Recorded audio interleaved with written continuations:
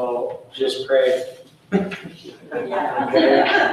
serious, like the list, like I can't even, honestly, it's horrible to say this out loud, I can't even remember everybody. Different things that I've had and heard just this week and everything. But from Jim Hardway trying to get a surgery done there,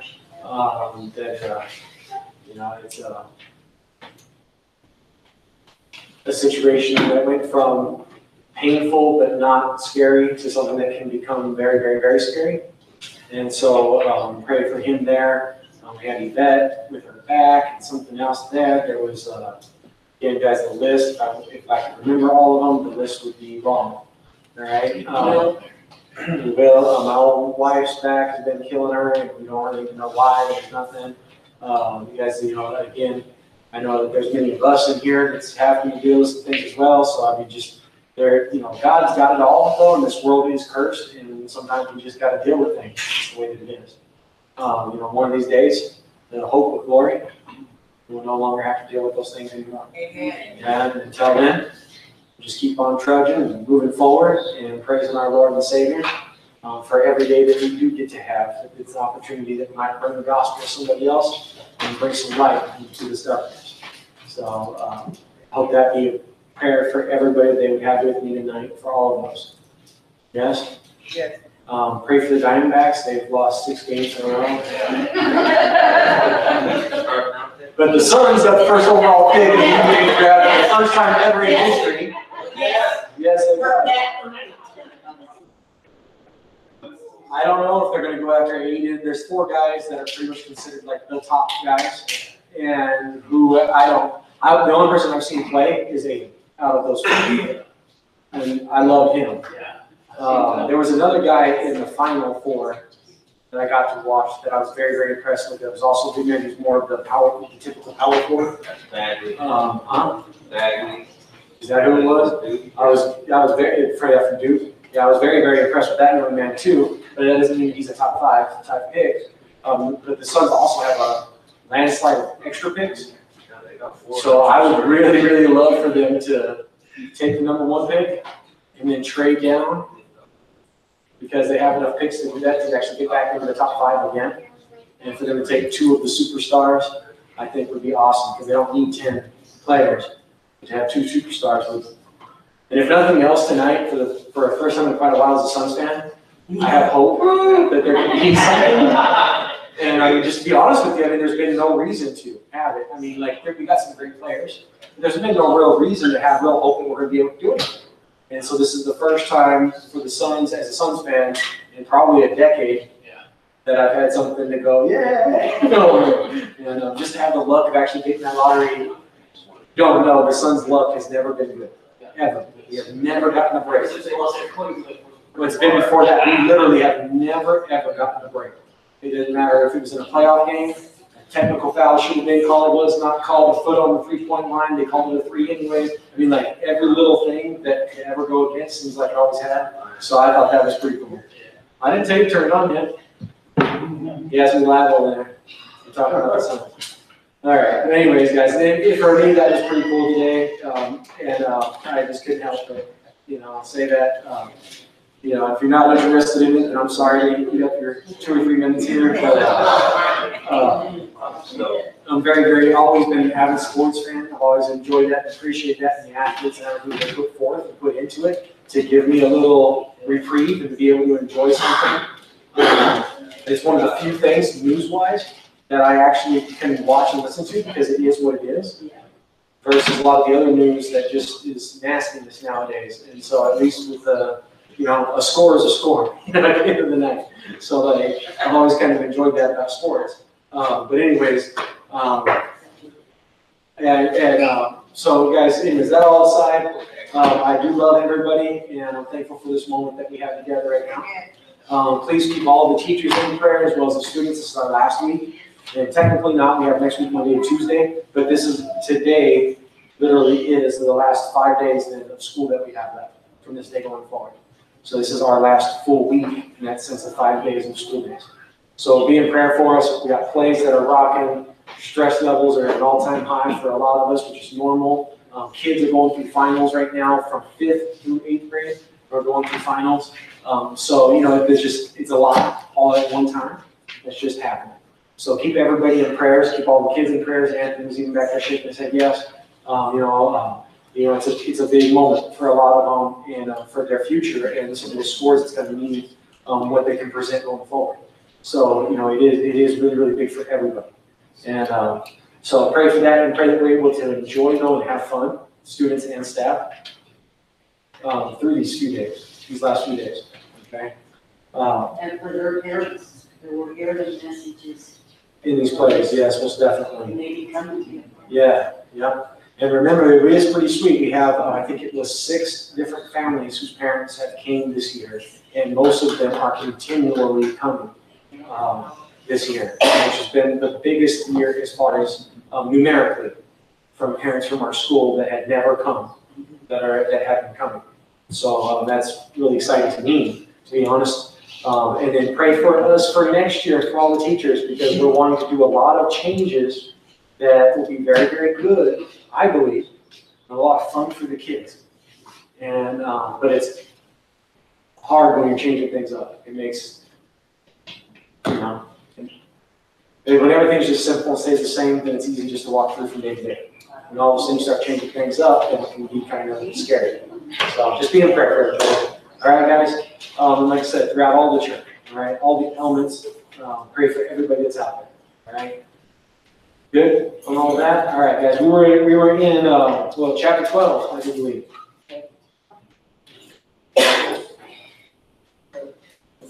She's good? All right. We got it all fixed? All right, we're good to go then. All right. Yeah, definitely not. Definitely don't want to do that. Like I said, guys, I do believe that we got into the chapter 12. Yes? All right. No big answers there. All right. So here, guys, again, Moses, we walked down who Moses is. And really what makes the same thing as any of the others, guys. The thing that was special about them was God just called them. God just chose them. Everything else about them does not really make them anything extra special. The one thing that they did do consistently is at the end of the day, they did what the Lord said. Okay? And they did it wrong a lot of times. Like we do. Yeah? Sometimes made horrible decisions, same things like that. But God will continue to use them and continue to build. And honestly, we are here today because of them. In chapter 12, now we're getting into, again, the final play. It's the Passover, the death of the firstborn. So the warning has been cried out now to Egypt that this is coming. And then the Passover gets instituted in chapter 12. We went over how the Lord distinguishes a new date, the start of a new year. Yes? And so all calendars, according to the Hebrew, then before this portion of time, would all be changed and completely reset. Okay? One reason why I think that's very, very big is because we know historically that happened actually multiple times throughout history. And so people try to argue certain dates, and they always want to get caught on subject matters that has nothing to do with God and what God has done. But they want to argue about numbers, they want to argue about dates, they want to argue about days of the week, they want to argue about all these different things. And, honestly, at the end of the day, none of those things had any bearing on anything. Now, this has a bearing in that moment that he's doing this. Because as they're getting led out of bondage, what has that become for them? A new life, yes? And if you're going to start off with a new life, wouldn't it be nice to start off with a new year? Isn't that why we put so much onus on a new year? Right? It's a clean slate, right? That's how we even look at it still yet today, right? And celebrate a new year. Right? And then we make all kinds of things saying that we're not going to do certain things, we're going to start doing other things. Because it's a new year. Right? So, there's a side to it that there really is something practical in that for their own mind's sake, or for their own heart's sake. That they're starting all over. They're getting out of bondage. It's a new start. It's a fresh start. And so there was, again, purpose behind that. He comes in on the instruction. He says, now on the 10th day of this month, every man shall take for himself a lamb according to the house of his father. Okay? Then he goes on to describe that if your house is too small and the lamb is too much food, then you go get your neighbor. Yeah, and you share with your neighbor according to the need. Yes? And I think that was really, really even neat just to see that from the Lord's mouth. So, the gluttonies and things like that of this world, he says, man, take according to your need. Not according to just your, I guess, want for yourself or whatever else. Then he comes down and again, that sharing, you let your neighbor, your next door, and you take according to the number of those who are in your house, each man, and you shall make your count for that lamb. The lamb had to be without blemish. It had to be a first year. Yes, a newborn. Yes? It had to be a male. Yes? And then you must take from the sheep or from the goats, and that gets brought in as he starts to come in, or as he had been talking about the numbers of people in a house. Okay, so then he adds in that there of the goat. Then he comes on, and he says, now on the 14th day of that same, now you shall keep it until the 14th day of the same month. So you separate it out from the rest on the 10th day. On the 14th day is when it's actually going to be put to death. Okay? Why 4 days?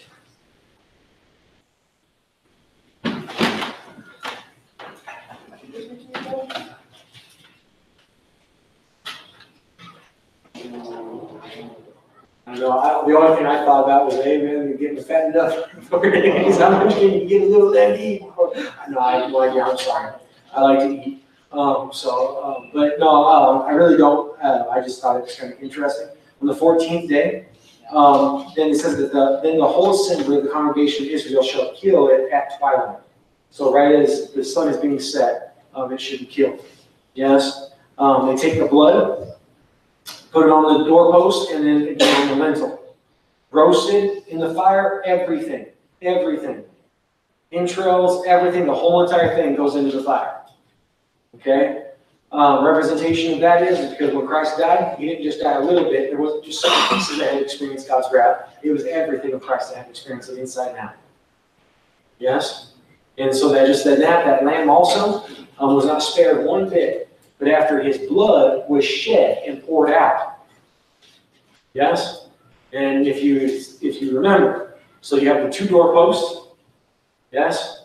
And I'm not trying to mock anything or become anything, but you have the two doorposts, and then you have the blood across the lintel. What I seen in that was the hands, and then the crown of thorns plunged into his head, and the blood ran down from him. Then the scripture states that God then smites him. His heart is crushed as he gives up his spirit, and into thy hands I commit my spirit. They come with a spear and they pierce his side, and all of his blood had gathered in his side and burst out onto the ground and poured out. The lamb was taken, and its life, its throat was cut, and its blood, all the life was poured out. Then they would take, it was actually hyssop, which comes in the next portion of this, and they would dip it in it, and then they would put it over both doorposts, and then over the top as well. Yes? So then the whole entire lamb would be burnt in the fire. And you were not to eat it raw, nor to boil, but it had to be roasted in the fire. Okay? Nothing should remain. If there's anything left over, you throw it in the fire and you burn it up. Nothing remains. Yes? Now, again, guys, there are practical things to some of these things, too, of what's taking place here in the preparation of this. But with a belt on your waist, sandals on your feet, staff in your hand, you shall eat it in haste. So, what were you? Do you have your staff in your hand, sandals on your feet, and your belt around your waist? What are you? Ready to go. Yes? And then when you eat it, you don't just nibble on it. You eat it in haste. Spiritual things in this. When we take Christ and we take him as our Lord and Savior, how should we take it? now, and you better eat it all up. Every bit. It's not just a little bit of Jesus, it's all. Yes? Right? And then what are you doing with them? What are you going to do with them? Once you take them, what are you going to do with them? You're going to go. Yeah? Yes? And so you got to be ready to go. You ain't doing it just to sit back. Oh, yeah, let me relax now, let me rest. No, you don't. It's to get up and go. Yes? And literally, you should go share the gospel for us now. And he says, now this is the Lord's Passover. And I'm all the way down to verse 11 now and 12. For he says, for I will pass through the land of Egypt on that night. And I will strike all of the firstborn in the land, both man and beast. And against all the gods of Egypt I will execute judgment. I am the Lord. I will execute judgment. You heard of the death angel?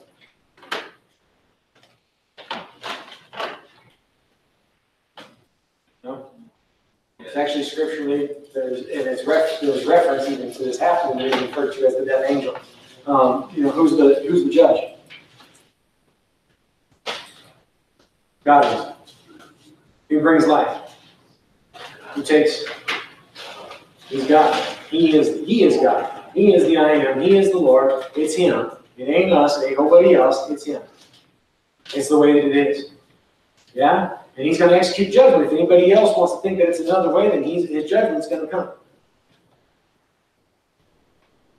Mike, you were waving your hand around. Yeah, I just got a first ahead of you. Yeah.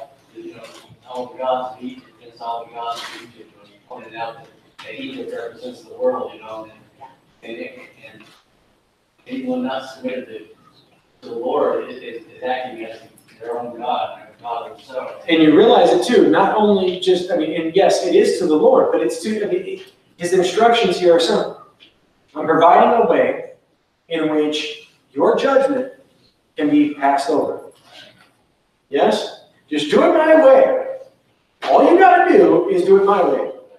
And all of your judgment will be passed over. You insist on being your own God. But if you insist on being your own God or following any other God or chasing any other God, well then, judgment's going to come. But if you'll just submit, if you'll just let go and say, okay, God, no, you got it, and I'm just going to do it your way, then guess what? All the judgment, let go and pass over. Yeah? Kind of like if any man will just believe on the name of the Lord Jesus Christ, you shall not die, but you will live forever. Yes? Those instructions right there. Yeah, and it's true. It's just as simple as His instructions. And it's amazing to me because even in my own salvation experience, how I fought with that. Having all kinds of knowledge and being raised, honestly, with some wonderful teachers that taught me a lot of knowledge. And how I sat there in the pew and fought, with just letting go and just saying, okay, God, you've got this. Nights, me and my sister would get in fights, and me and her both be so tore up over the fear of judgment, not of judgment from our parents, which we, at that point, usually already had happened, but fear of judgment from God, over the hate that we had in our hearts.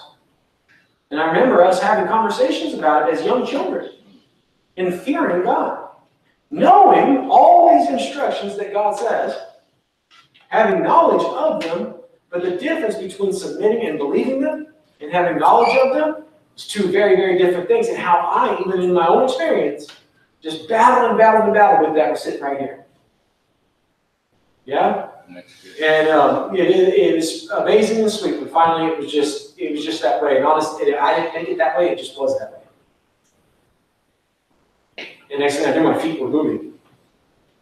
Seriously, like yeah, and in haste. It was in haste. It was in haste. Like literally, I kind of running up there and everything. And the story, Will was sitting up there and Will goes, man, what's wrong with you? And I said, well, I've been saved. He's like, what?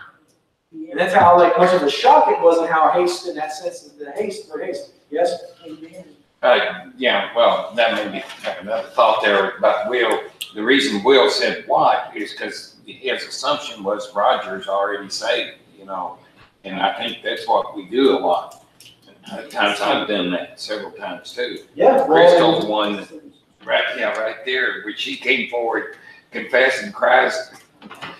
This is terrible, I gotta tell it myself, but when she came forward to confessing Christ, I said, what? She says, no, I gotta be saved, I wanna be saved, I wanna be baptized. I said, oh, you've been saved, you've been baptized? I was arguing with her. She said, no, I've never been saved, I've never been baptized. I said, well, that's what's been wrong with you, though. Now you're free. Bless her heart, trying to be saved, I wouldn't let her. That's terrible. You know, really honestly, the sweetest thing about that is a lot of what was wrong with her then is probably just as wrong with her now. The difference is that God has passed over Well, amen. Amen. because of Jesus Christ. Amen. Yeah, and in that we get to live that towards each other, passing over them. Right. Yes, because of our Lord and Savior Jesus Christ. Right. If I might say right here, because what we've been hit hard as a church and a body by individuals saying certain things. I mean, they're actually believing these things.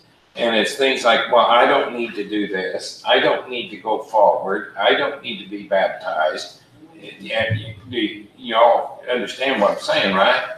And I mean, and others say, well, I think you're supposed to, I don't, well, oh, I'm okay. Okay, you're okay. You know, we end up agreeing with them.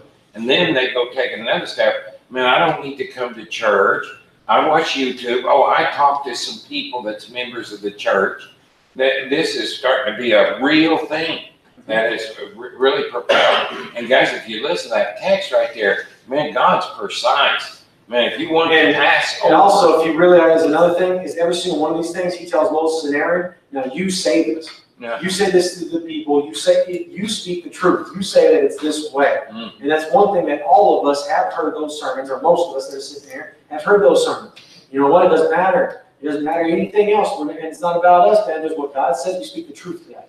And Yes. remember, And we're when the we have priesthood. spoken the truth to that, guys, I went over for, it was 4 years ago now, 5 years ago now, that is there in Nehemiah and not getting down off the wall. And when we do speak just the truth, and that's what we will continue to do, then God will take care of the rest. He'll put it together, and we'll march forward. Amen.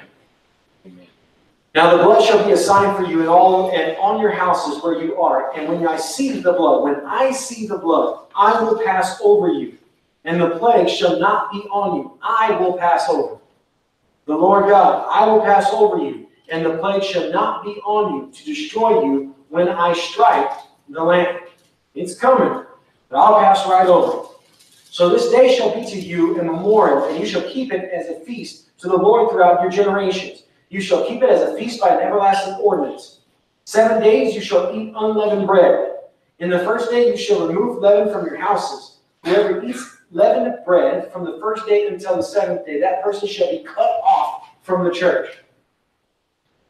Okay? Now understand, this is an ordinance. This is the way things are put together in the specific instructions for the benefit of your faith. That is what the definition of an ordinance is. Yes? Ties it off, An ordinance is specific directions to follow for your faith. Okay? I think I probably said it better the first time, but that's more or less the point here. So he's given specific, they've been given specific directions, and they are told to keep this as an ordinance. Yes? You understand that? So when he says set aside a tenth and an offering, and that's an ordinance, yes? Now this ordinance is one of the few, what happened with this ordinance? Christ, in the Lord's Supper, Christ fulfilled the ordinance, and he is the ordinance now. And we follow his ordinance in the Lord's Supper in remembrance of this very same thing. Amen. Yes? So maybe as we're going along in this, if you will, when you come into the different things, especially when he says, now you do this because of this, remember the Lord's Supper. Okay? Don't let that pass from you in your memory, that because the correlation and the images are very, very similar. Now, for the unleavened bread, Katie had asked a question about it when it was brought up somewhere else before we even got to this part back a little while ago. It was about unleavened bread. Now here in particularly, there is a thought that I probably would agree with, because a lot of these things are very, very, there's spiritual representations, and then there's some very physical, just, it's simple, and it just really makes sense. Why do y'all need their clothes on? With their sandals and their staffs and everything. Ready. Because when after this happened, God had promised that Pharaoh then will drive you out. So why do they have to have all their stuff? They had to be ready, yes, because God said so. This is what's going to happen. Yes? I don't, nowadays, guys, if we buy anything, we buy it and it has already like 11, like already in there. Do you know anything about yeast and bread and leaven versus unleavened? It makes it pop. Okay, but do you know anything about the process of it? Or just. If you do the sugar, and it produces carbon dioxide and alcohol. Okay, and how long does that process take place? A few hours.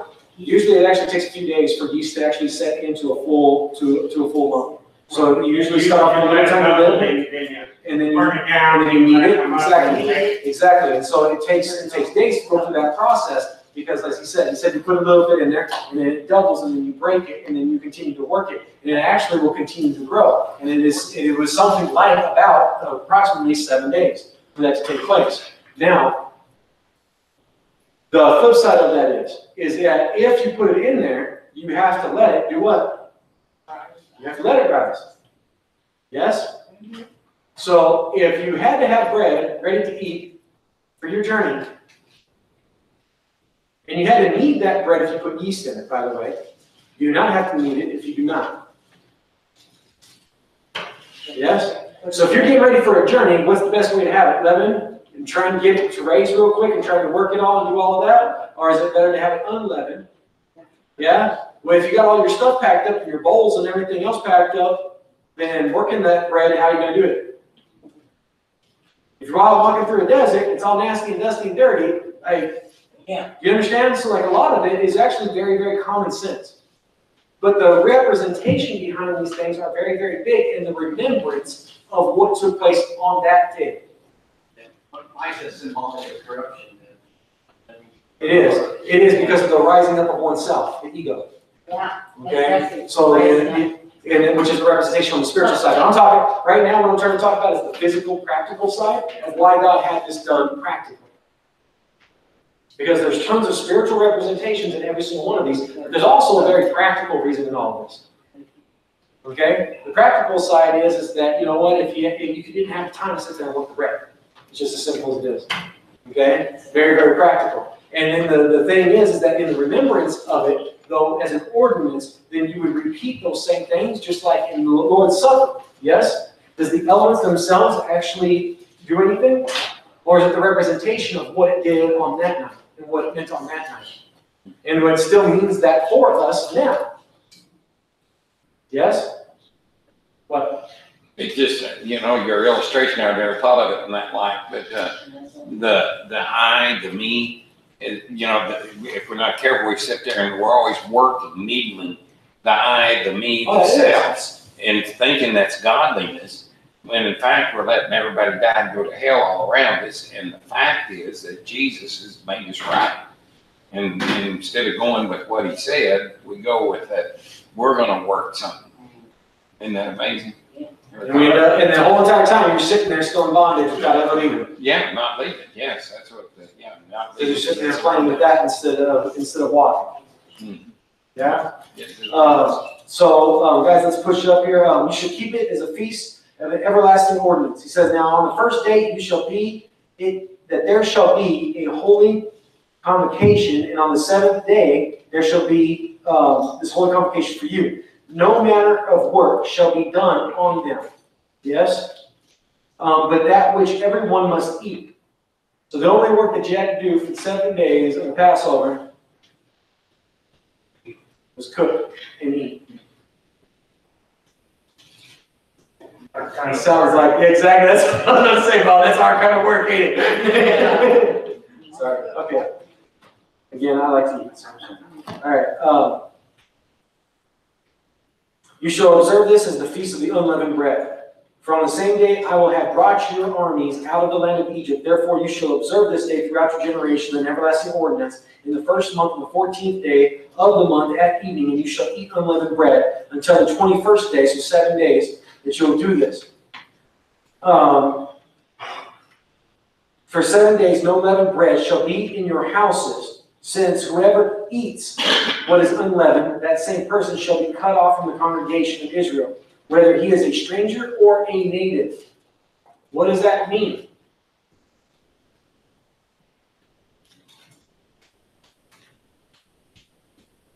For 7 days no leavened bread shall be found in your houses, since whoever eats what is leavened, that same person shall be cut off from the congregation of Israel, whether he is a stranger or a native of the land.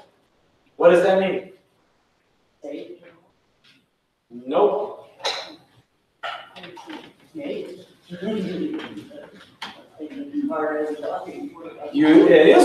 is kind of what it means to an extent. But what do you call a native? No, it doesn't mean belonging.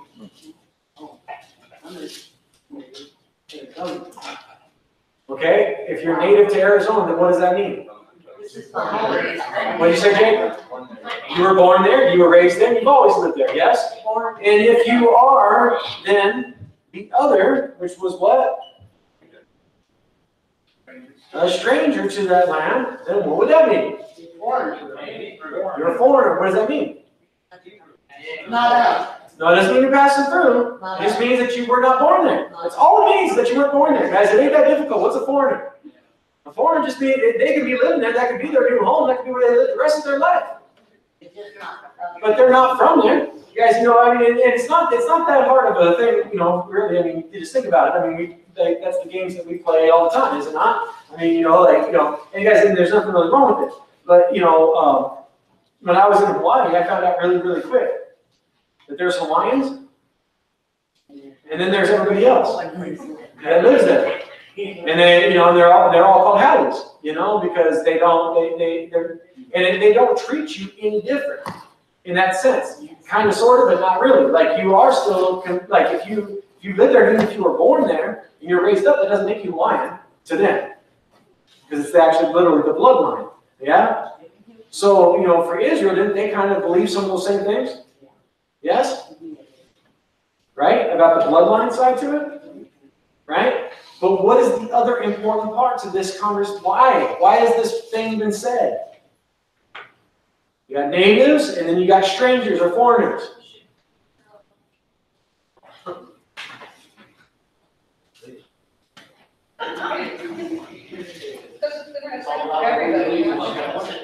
Okay, so it's about who believes in what God says, not where you're from. Yes? So then all of them, whether native, or whether they're a stranger or a foreigner, but if they're there, what are they a part of?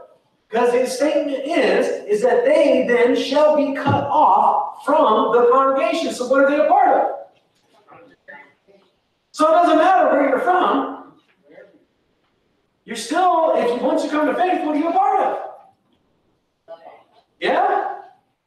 Now, in that, though, in the same judgment would be for both, just as the same salvation would be for... Why are you so ashamed of that? Just as the same salvation would be for... I'm going home. It doesn't matter who you are. If you believe in Jesus Christ and you're a part of the main congregation, then you're a part of it. Hello. If the judgment is the same for both, then what does that mean salvation is for? Thank you. Why do I have Gary's on voice for to get you guys to respond like my 8 kids?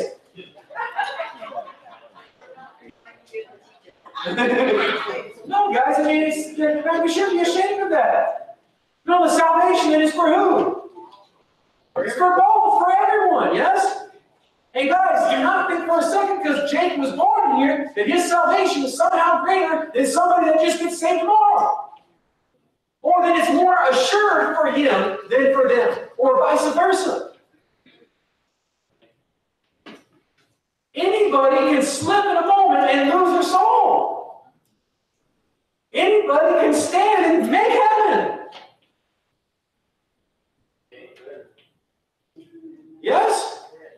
Now the exciting part about that is that then whoever, no matter where they're from, if they come to faith, then what can they be a part of? The congregation. What is the congregation going to get? What is this whole thing called? The what? Oh my gosh. What is it called? I'm not sure what you're asking. Say it loud, please. It's a Passover. It's called the Passover. What is the Passover of? Of what? Of judgment. That doesn't matter then where you're from. If you believe in the Passover, then what is it for? Oh, and what was going to take place? They're all the congregation, all who believe. Yes? And that believing, if they will not get up and live it, didn't do them any good having the knowledge. No. They had to get up, kill a lamb, take that hyssop, stick it in that blood, and put it on those doorposts and over the head. Then they had to walk in their house, by the way, and I'm running out of time. So then they had to walk into their house, close that door, and stay under that salvation and not leave. No matter what they heard, no matter what they seen or thought they seen outside, or what they heard outside, including all the screams, all the cries. Do you realize how many hundreds of thousands of people, how many animals had to sit there and watch the firstborn fall over dead? Do you think there was crying and weeping? You do not leave that house of deliverance. No matter what you hear, kind of reminds me of another story that we just read not too long ago. Kind of like this guy named Lot, who was living in the world and in the sins of the world and practicing part of it, practicing that. Yes? Him and his whole family. And God comes to him and tells him, listen, get out. And whatever you do, you just do not look back no matter what you hear. Yes? Now, unfortunately, we had to have the harsh example there of one who looked back and immediately was turned into a pillar of salt. Yes? But you know what? Lot, God saved him. Yes? God knows how to deliver the righteous, is what Peter says. Yep. Old righteous Lot. How was he right? You just believe what God said. He got up and lived what God said right there. Yes? And you can say, oh, but all those horrible things that he had done and he committed. God, you know, it's amazing to me because God, honestly, he does not even say anything about all of those things. Yeah. But what he does tell him to do is get up and believe him. And if you don't, you're dead. Judgment, the same judgment is going to come from all of those who already don't believe me will come on you. Yes? If you turn away from it. But guys, you know, the sweet part to me, the exciting part to me was in this. You shall, for 7 days no leaven shall be found in your houses. You know why that's significant? Do you like leavened bread? If you do like it, and you like it a lot, and if it's sitting there in front of you, what might you do? If somebody else is in your house, what might they do? And if anybody's in your house and they eat it, then what's going to happen? So is it worth it? So get rid of it. Thought that was kind of cool. Because whoever eats it, this is what will happen, is that same person shall be cut off from the congregation. They'll be cut off from the church, from the body of Christ that's on earth. Yes? No matter where he's from, no matter what land. Yes? Okay. So there. Roger, those cutting themselves off. Those that's living right now just cutting themselves off by thinking it's all right just to miss. You know, it's all right to miss. I'm okay. I've got other things. It's this. You know, I'll get around to coming back. You know, they're cutting themselves off. That's all it is. You shall eat nothing that is leavened. And again, if you look at everything on the leaven, it's the size of the ego, of self. In all your dwellings you shall eat unleavened bread. That without that lifting up. Now Moses called all the elders together, and he says, take your lambs for yourselves according to your families, kill the Passover lamb. You shall take a bunch of hyssop, dip it in the blood, strike the lintel, the 2 doorposts, from that blood that is in the basin. And none of you shall go out of the door of your house until morning. For the Lord will pass through and strike the Egyptians. And when he sees the blood, when he sees that blood, you realize that every single day, the advocate that we have with our Father, who stands before him, is still yet that blood God sees. And is able then to pass over all of our sins. Yes? And you do not leave this. You stay under this. For the Lord will pass through and strike all of those of the world, the Egyptians, all those of the world. Again, representation there. And when he sees the blood on the lintel and on the 2 doorposts, the Lord will pass over the door and not allow the destroyer to come into your houses to strike you. The Lord will not allow the destroyer. Do you realize that change in conversation that just took place?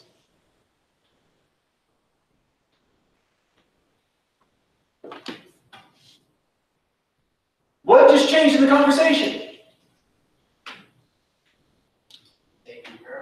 Nobody got it. Okay, and Clint, the closest right there. Thank you. The destroyer. Who's the destroyer? Who's the destroyer from the beginning? Yeah. Satan. Yeah, the devil. Yes? So guys, listen.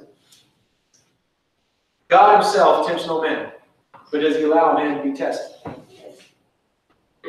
Yes? You understand that? God himself brings no judgment. Not in this life. Not in the way that we think of God's judgment based on our sins. But does that mean the judgment is not allowed to take place? Do you understand? So you want to be careful with those things like that, because you know what? God can very, very quickly remove a hedge. Yes? Right. Now, as with Job, my belief is that those of faith then will grow and grow more abundantly, doubled in all things, in faith and in everything else in this life. By walking through in faith and not turning away from the Lord. If you remember, every test that came from Job from that point forward was different individuals that kept on trying to get them to turn away from his faith. His friends, family, wife, everybody. Yes? Neighbors. Yes? I will not allow the destroyer to come in. And you shall observe this thing as an ordinance for you and your sons forever. It will come to pass when you come to the land which I will give you, just as he promised. The Lord will give you, just as he promised, that you shall keep this service. And it shall be when your children say to you, what do you mean by this service? That you shall say to them, it is the Passover sacrifice of the Lord who passed over the houses of all the children of Israel in Egypt when he struck the Egyptians and delivered our households. So the people bowed their heads and they worshipped. Then the children of Israel went away and did so, just as the Lord had commanded Moses and Aaron, so they did. What did the people do?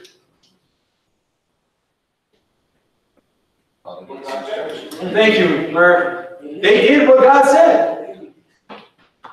And he said it through the mouth of who? Thank you, Murph, again. Moses. And actually from Moses to Aaron. And from Aaron then to the people. And actually to the elders. And then the elders to the people. In this instance right here, before all these times, it was just from Aaron, or from God to Moses, Moses to Aaron, Aaron to the people. Including the elders. Okay? And the people, what do they do? Okay, first they did it though. They went and got that lamb.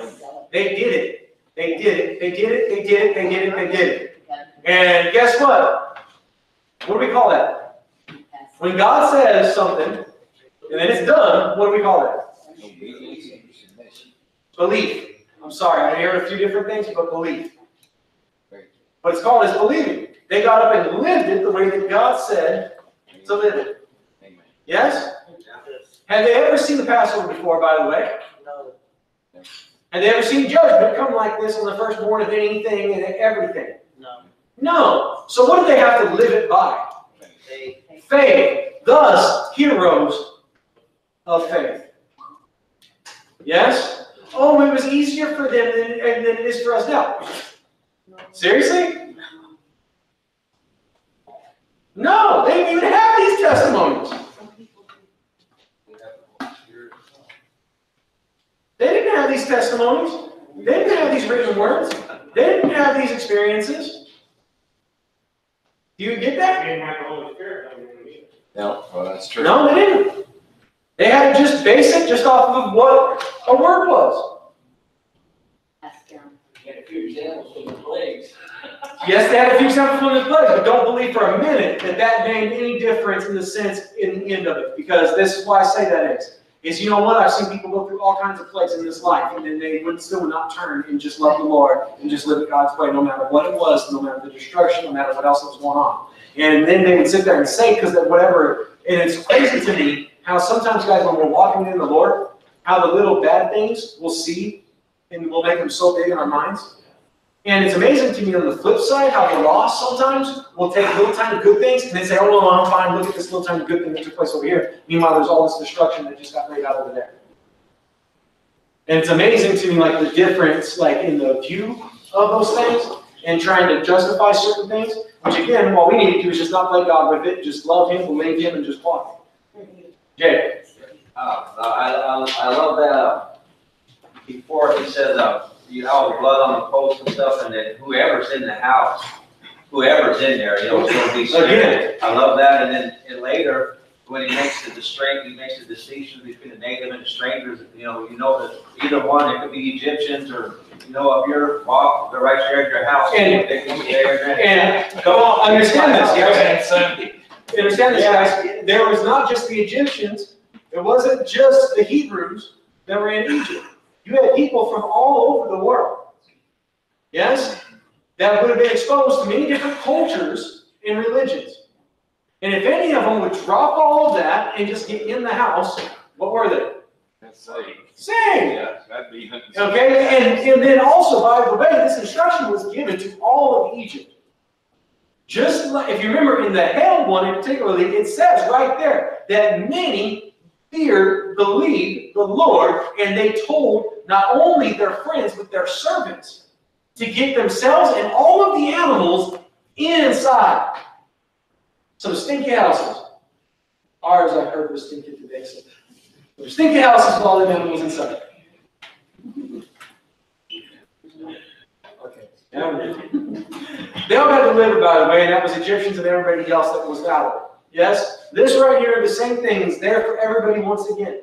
And it came to pass at midnight that the Lord struck the firstborn, all the firstborn in all the land of Egypt, from the firstborn of Pharaoh, who sat on his throne. Excuse me. To the firstborn of the captive, who was in the dungeon, and all of the firstborn of the livestock. And if you remember, I believe earlier it said even the woman who was working at the mill. This was even for her.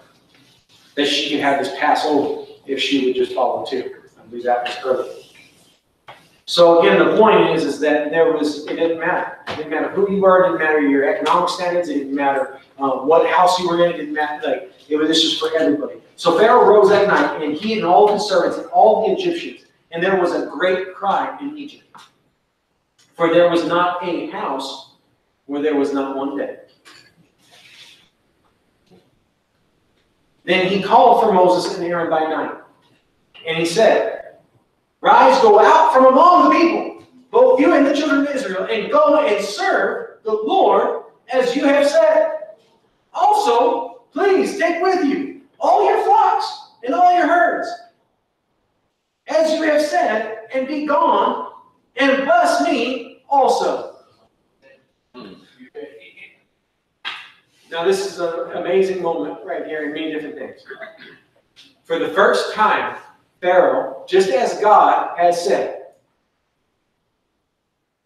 just as God said, that it would come down to this moment before this would take place.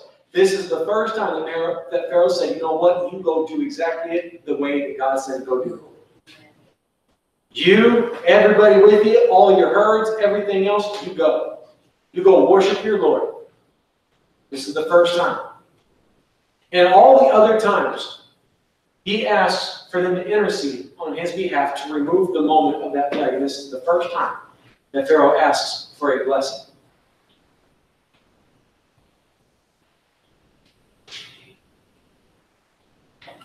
The death of his son. And to the death of his son before he wanted his sins blotted out. And remembered no more by God. Took him having to lose probably his greatest love for him to finally come to that moment.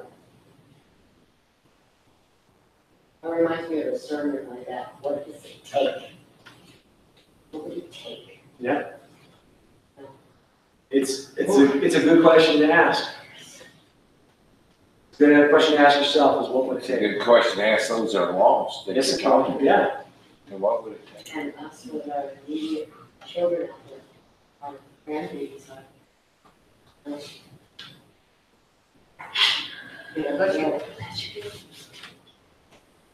And the Egyptian urged the people that they might send them out of the land in haste. For they said, and what did God say to be ready for? To move in what? And what are they all saying? Get out of here and yeah. So you see the practical side, yes? For they said, we shall all be dead if you stay. I'm sorry for laughing. So the people took their dough before it was leavened. Remember? We're not going to have enough time. Having their kneading bowls already bound up in their clothes and on their shoulders. Now the children of Israel had done according to the word of Moses, and they had asked for the Egyptians articles of silver, articles of gold, and clothing. And the Lord had given the people favor in the sight of the Egyptians, so that they granted them whatever they requested.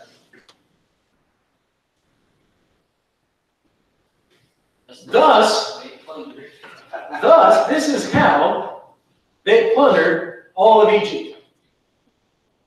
You know what the word plunder means, right?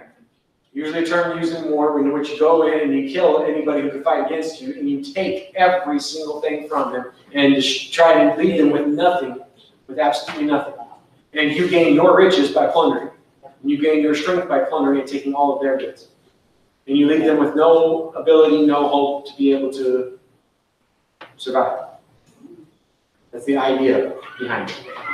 What was funny to me is that usually you think of that forcibly. This is a plundering that took place,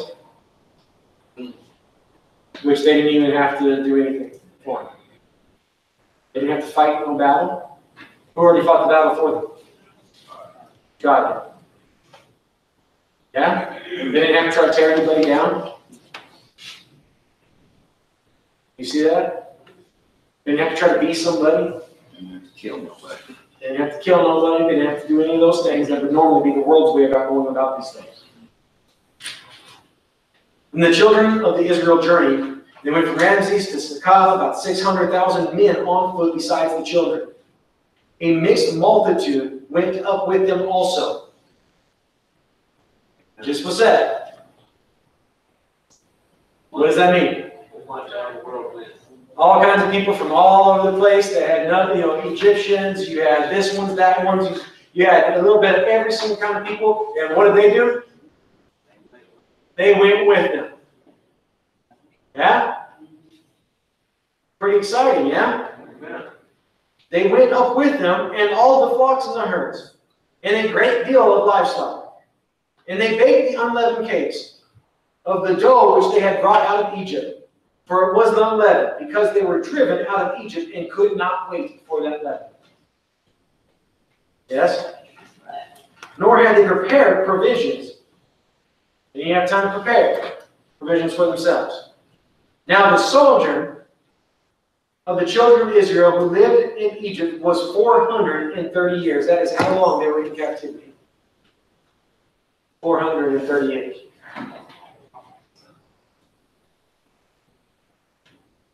Few generations. And it came to pass at the end of the 430 years, on that very same day, it came to pass that all, and I love this word right here, armies of the Lord. What army did they have? What weapon did they wield?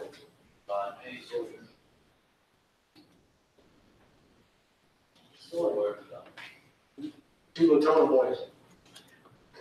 They were both a trophy. He said they wielded God. He said the sword of God, which would be the words of God. Yeah?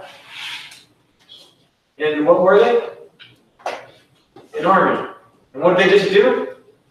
They just plundered the strongest, greatest, grandest of all. And they did it with what? Just believe in God's words. Believe in God's words. Yeah? So how important and valuable are God's words? You know, 430 years of captivity could all be done away just with God's words. Yeah? Everything necessary could be just with God's words. And it's amazing how God looks at them as the armies and looks at us as an army. I don't know, some of you, I don't know where your muscles are at. Big swords and axes and shields, and bows and arrows. Words of God, guys, words of God.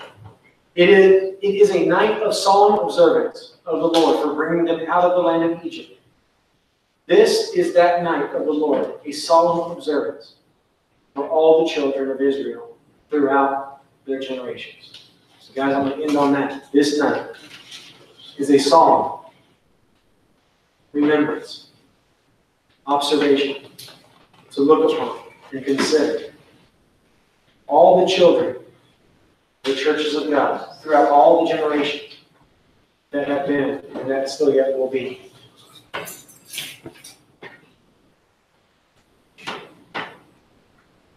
And when we gather together for that purpose, now, remember the Lord's Supper, the Passover, the breaking of His body and the shedding of His blood. If any of your children ask, why do you do this?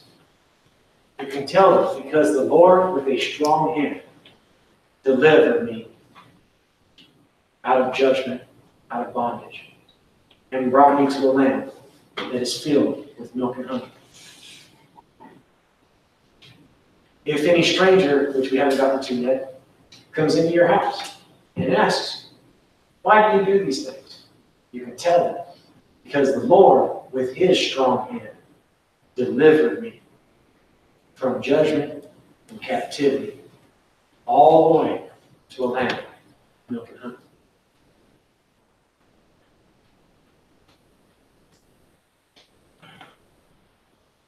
Solemn, quiet, respectful moment of remembering His love that led Him to give His perfect life and the shedding of His blood so that the Lord could pass over all of our sins. His body being broken for every single one of us. Yes? And that we together as a congregation can have those moments together to remember how the Lord, with His strong hand, delivered us. Amen?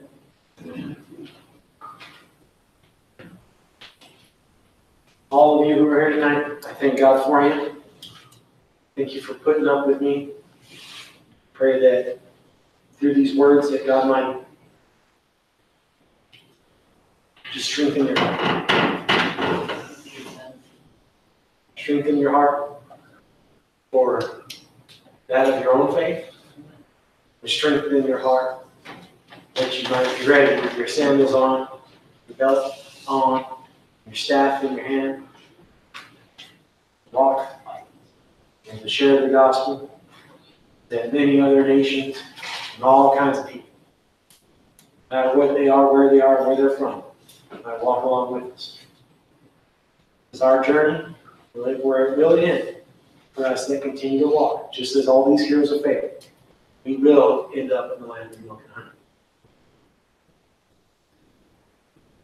And right now, by faith, we have that right. Amen? Can I throw one more little twist at you, real quick? Comment I made last week. Off of Monday night Bible study, and I brought this up in my Sunday school class every morning, but Noah and the ark. How long did Noah preach for? How many people came to faith? Same. Did Noah expect others to come and join him, do you think?